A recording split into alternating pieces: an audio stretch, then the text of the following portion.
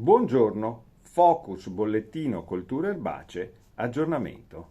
Negli ultimi Focus abbiamo descritto gli strumenti per il monitoraggio degli elatteridi e degli altri insetti del terreno per razionalizzare la difesa integrata da questi insetti che possono causare danno. Oggi cerchiamo di sintetizzare il tutto e di dare alcuni consigli pratici per gestire ancora meglio il rischio. Allora, fase 1, abbiamo detto, dobbiamo valutare se ci sono fattori di rischio, di danno, di presenze elevate nell'anno successivo. Questi fattori, abbiamo visto, sono terreni con elevato contenuto di sostanza organica, maggiore 5%, tipo terreni torbosi, terreni che hanno ospitato nell'anno precedente o negli anni precedenti il prato, terreni che hanno ospitato doppi raccolti, tipo colza soia o lo Iessa mais, terreni con un cattivo drenaggio, tipo i terreni ancora a cavino, con la sistemazione a cavino.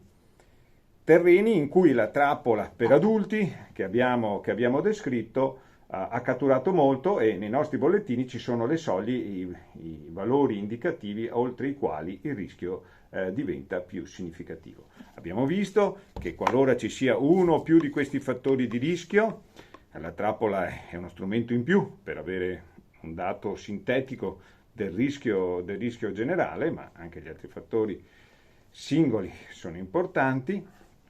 Si utilizzano le trappole per larve che abbiamo già descritto bene in diversi bollettini su come si preparano, su come si usano, eccetera. In tal modo si può avere una prima valutazione a basso costo. Se non ci sono fattori di rischio, il rischio è molto basso e non occorre fare nulla se non eventualmente dotarsi di una forma assicurativa a basso costo. Trovate delle proposte sui nostri bollettini altrettanto. Qualora ci sia uno o più fattori di rischio, si possono mettere in essere diverse strategie che devono seguire i principi della difesa integrata.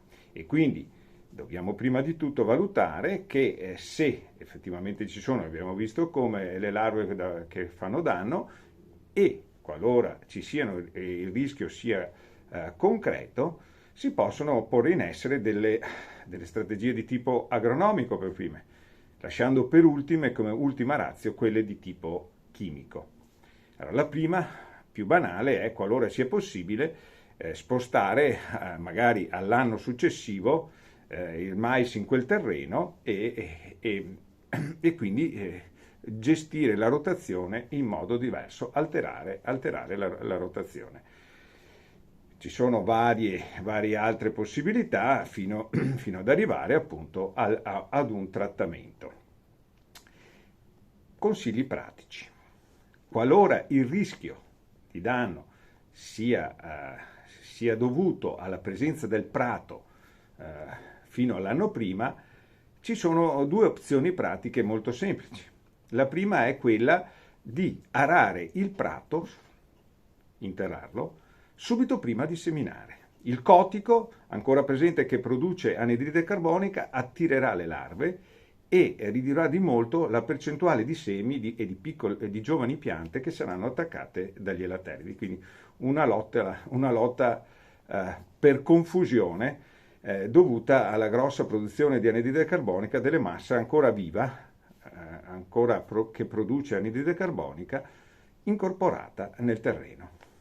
Una seconda opzione, se i terreni richiedono di incorporare la massa vegetale con anticipo, è quella di non seminare il mais subito dopo aver interrato la cultura. Se nell'autunno ho interrato il prato, non vado a seminare mais l'anno dopo, aspetto un anno e faccio una cultura meno suscettibile, tipo una soia ad esempio, o altre culture meno suscettibili, e faccio il mais nel secondo anno, magari con le trappole per larve, accertando l'effettiva presenza di larve, e probabilmente mi troverò una popolazione più bassa sotto la soglia di danno e quindi non sarà necessario utilizzare prodotti chimici di sintesi per proteggere la cultura. È quindi possibile trovare delle strategie alternative al chimico, sia in biologico per forza di cose, sia in convenzionale, per poter gestire il rischio di danno da elateridi ed altri insetti del terreno. Alla prossima con nuove strategie.